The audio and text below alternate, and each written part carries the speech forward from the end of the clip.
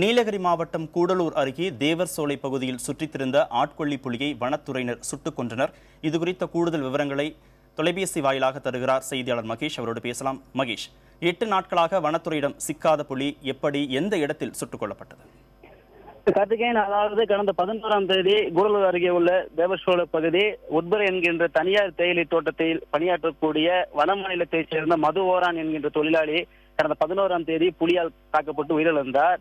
அன்று முதல் இந்த புலியை பிடிப்பதற்காக வனத்துறையினர், அதிரடிப்படையினர், காவல்துறையினர், அதே போல போலீஸ் ஆயுதப்படையினர் மற்றும் மாவட்ட நிர்வாகம் கடந்த 8 நாட்களாக பல்வேறு முயற்சிகளை மேற்கொண்டது. தொடர்ச்சியாக புலியை உயிரோடு பிடிப்பதற்காகவே முதற்கட்டமாக இந்த அனைத்து துறைகளையும் முயற்சியை மேற்கொண்டனர். இருப்பினும் துரதிருஷ்டவசமாக அதனை உயிருடன் பிடிப்பதற்கு அவர்கள் மேற்கொண்ட அனைத்து முயற்சிகளையும் தோல்வியடைந்த நிலையில் இன்று மாலை சரியாக இன்று மாலை அதிரடிப்படையினர், அதாவது மாவட்ட எஸ்பி முரளிராம்பா தலைமையில் மாவட்ட அதிரடிப்படையினர் இன்று அதே தேயிலை தோட்ட பகுதியில் முகாமிட்டு அந்த புலியை சுட்டுக் கொண்டிருக்கிறார்கள். கார்த்திகேயன், மகேஷ், இந்த முயற்சியில் ஈடுபட்டிருக்கிற 2 அதிரடிப்படை வீரர்கள் காயமுற்றிருக்கிறார்கள். என்ன காரணம்? அவருடைய உடல்நிலை தற்போது எப்படி இருக்கிறது? கார்த்திகேயன், அதாவது அந்த புலியை சுடும் போது எதிரெதிர் திசையில் வந்து சுட்டதாக தெரிகிறது. அதாவது பத்திரிகையாளர்கள் யாரையுமே பாதுகாப்பு கருதி அந்த பகுதிக்குள் வந்து காவல்துறையினர் அனுமதிக்கவில்லை. இந்த நிலையில் அந்த புலியை அதாவது புலி பதுங்கியது புதர் பகுதி.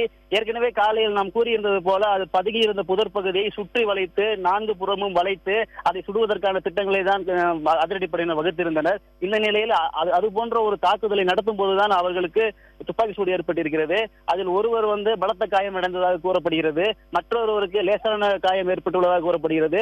தற்போது காயமடைந்த அந்த இருவரும் அரசு மருத்துவமனைக்கு சிகிச்சைக்காக கொண்டு செல்லப்பட்டிருக்கிறார்கள். கார்த்திகேயன், இந்த 8 நாட்களாக அங்க இருக்கக்கூடிய மக்கள் வேலைக்கு செல்ல முடியாத ஒரு சூழல் ஏற்பட்டிருந்தது. அதே மாதிரி தேர்வு எழுதக்கூடிய மாணவர்களுக்கு துப்பாக்கி ஏந்திய போலீசார் பாதுகாப்பு கொடுத்தாங்க. ஆனால் இதே மாதிரி தொடர்ச்சியாக செய்ய முடியாது. புலியுடைய நடமாட்டங்களை கண்காணிக்க, புலி ஊருக்குள் வராமல் தடுப்பதற்கு என்ன மாதிரியான நடவடிக்கைகளை தொடர்ந்து செய்ய இருப்பதாக மாவட்ட நிர்வாகம், வனத்துறை சார்பில் சொல்லப்படுகிறது? கார்த்திகேயன், அதாவது இந்த சம்பவம் நடந்த பகுதியை பாத்தீங்கன்னா இது முதுமலை புலிகள் காப்பக எல்லையை ஒட்டி அமைந்திருக்கிறது. கடந்த ஆண்டு இதே போல இந்த பகுதிக்கு அருகே இருக்கக்கூடிய பிதற்காடு பகுதியிலும் இதே போன்ற ஒரு சம்பவம் தான் நடந்துச்சு.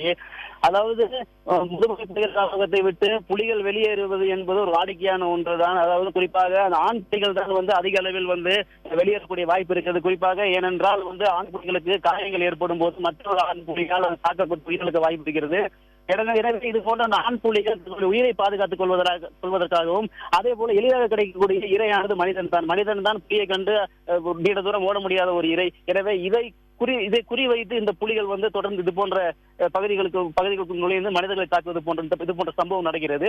தொடர்ந்து வரக்கூடிய நாட்களில் அதாவது வனத்துறை கூறியிருப்பது என்ன கூறியிருக்காரு என்றால், இந்த மாதிரியான அதாவது ஏற்கனவே வனப்பகுதிகளில் கண்காணிப்பு கேமராக்கள் வைத்து புலியோட நடமாட்டம் என்பது கண்காணிக்கப்பட்டு வருகிறது.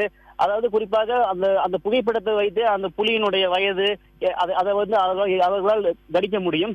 எனவே இனி வரும் காலங்களில் அது போன்ற வயதான புலிகள், அதாவது தாக்குதலுக்கு உள்ளாகக்கூடிய புலிகளை கண்காணிப்பதற்காக நடவடிக்கை எடுத்து அவைகள் வனப்பகுதியை விட்டு ஊருக்குள் நிலையாமல் இருப்பதற்கான நடவடிக்கை மேற்கொள்ள இருப்பதாக கூறியிருக்கிறார்கள். கார்த்திகேயன், ஆனா இந்த சம்பவத்துல வேறு மாதிரியான செய்திகளும் வருகிறது. அதாவது ஆடு, மாடு, கோழி இறைச்சி கழிவுகள் அந்த பகுதியில கொட்டப்படுகிறது. அதை சாப்பிட்றதுக்கு பன்றிகள் வருகிறது, பன்றிகளை வேட்டையாடுவதற்கு புலி வருகிறது. எனவே பொதுமக்கள் தங்களுடைய இடத்தை சுத்தமா சுகாதாரமா வச்சுக்கணும் அப்படிங்கிற கோரிக்கையும் விடுக்கப்பட்டிருக்கிறது. அது மாதிரியான சம்பவங்கள் நடக்கிறதா? அங்க இருக்கக்கூடிய பொதுமக்கள் இது தொடர்பா என்ன சொல்றாங்க?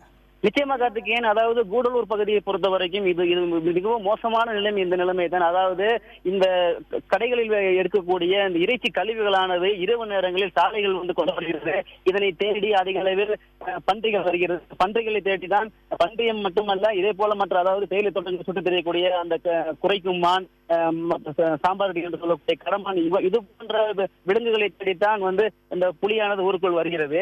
அதாவது இந்த இறைச்சி கழிவுகள் கொட்டப்படுவதால் குறிப்பாக இந்த பிதற்காடு, இந்த தேவர் சோலை, நெல்லக்கோட்டை இந்த பகுதிகளில் சாலை ஓரங்களில் அதிக அளவில் இறைச்சி கழிவுகள் என்பது கொட்டப்படுகிறது. இதை தடுத்து நிறுத்த வேண்டிய ஊராட்சி நிர்வாகமானது இதுவரை எந்தவித நடவடிக்கை எடுக்காமலும் வெறுமனே அங்கு ஒரு அறிவிப்பு பலகையை மட்டும் வைத்துவிட்டு மேற்கொண்டு எந்த நடவடிக்கையும் எடுக்காமல் இருக்கிறார்கள்.